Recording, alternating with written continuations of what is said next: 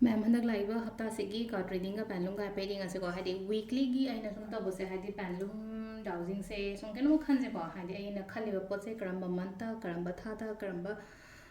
करम मंथ करम था को नुमित कायना हारसनेको है यागद्रो यारोद्रो हफ्ता की गायब तारग हंदक हफ्ता से कहीं निंगेना खलसेब हंदक की वीक से अदुम्बा ma'am हाइफेट येंसेको अदुसिदा खनबीरोको हाइदि ngaतंगदुदा ngasagi mind sida khoi kainomta laktre na khalase ba hambra questions natraga amta laktre khale video se post tawraga amu play tawraga khallaga tawbiroko adusida live se ngasi se no haina laiko haziki wena de no ne koina je khallise duna mathangi week ta mu yeminar se ngasi gi wena answer se no haina laiko adu card ki message su yeminar se ko ma'am hafta gi wena अदो हफ्ता की card reading से राशि की अदुमाइन तौर येंगसेको मेष वृष कई अदुमाइन तौरको हाइदि 12 कार्ड खतम मुथोक्चरगे 12 कार्ड की इसा की राशि मपादो पिक तौरगा अदुमाइन तौर येंगसेको सि लेरेको अहानबा मेष लेरे वृष लेरे मिथुन को अदगी कर्कट लेरेको सिंह कईना अदगी तुला वृश्चिक देखी मरी अंगलोक थोको धनुने मकरने कुंभने मिन्नने को हान मेष राशि हंदक हफ्तागे न कैला की हेंगसे को सिलाई से queen of pentacles and like queen of pentacles से कई कई हमने खलगा लेने को हाइडी क्रिएटिव थॉट्स क्रिएटिव आइडियाज वाखन सुनुगाइगनी को हाइडी थबा इंखांग कई कई सुम तौबो ngamgani को मक हाइडी वाखन बुद्धि लौसिंग अमुक हेन थोपदो मक लेनो को हाइडी पैसा नुसा हाइडी थबा पैसा नुसा का रिलेट होबा थबा इंखांग हाइडी बिजनेस तौबा मिगी ओना हारगदी यामना हाइतार को अनोबा थॉट्स अनोबा आइडियाज कुंबा पुथोगा पैसा तानबा खोपा दो ममा यामदो को समेशिना को वृष की न सिदा लाई से को पोथारगदी लेको माइंड से खतंग रिलैक्स होइगनी वेकेशंस कुंबा कईगुंबगी मोडसु लेको हाइडी सुटीगा लौबदो अमुक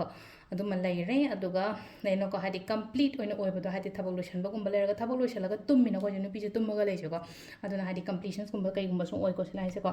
अदुगा मथंगिसेना खोगी केनो को हाइडी खोगी मिथुन राशि की सिलाइसेको हाइडी रेडी द लई कराइदनो म चटके हाइबगे आइसे बैग पैक तौरगा चटलगे काइना खल्लगा दुआइ लेबदो दुगी मोंगदनी को सिलाइसे अदुगा मथंगी खोगी कर्क राशि की ओइना सिलाइसेको हाइडी के कईनो खरा तौजरिको लाई खोइरमदना निंगदना खोतना मैनिफेस्टेशंस काइना हाइरसनेको सदा अदा माना खंजरिबा अइना निंगिबसे फंगबा कुंबदी ओइबा हाइतारको दुगा सिदा लाइसे सिंह राशि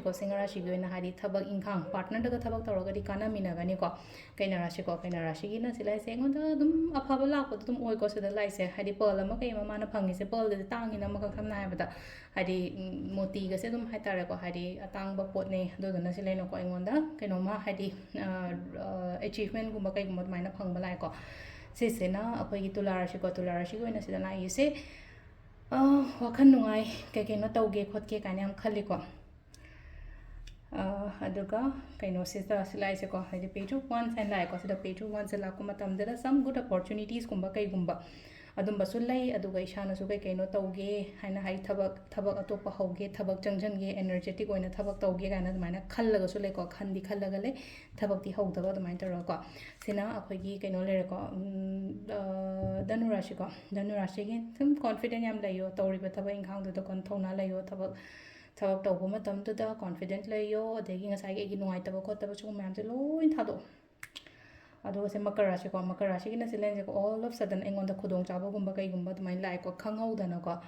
अदुगा सिदा लेरेको हाइडी कुंभ राशि की सिलाइसे वाखन नुआइगनी वाखन नुआइगनी यामना मूड नुआइबा खोटबा दुमाइन तौरगा लेको हाइडी हंदकी हफ्ता से दुम वाखन नुआइना लेबा खोटबा पैसा नुसागी मतांगदो ओइरो मदो ओइरो तोला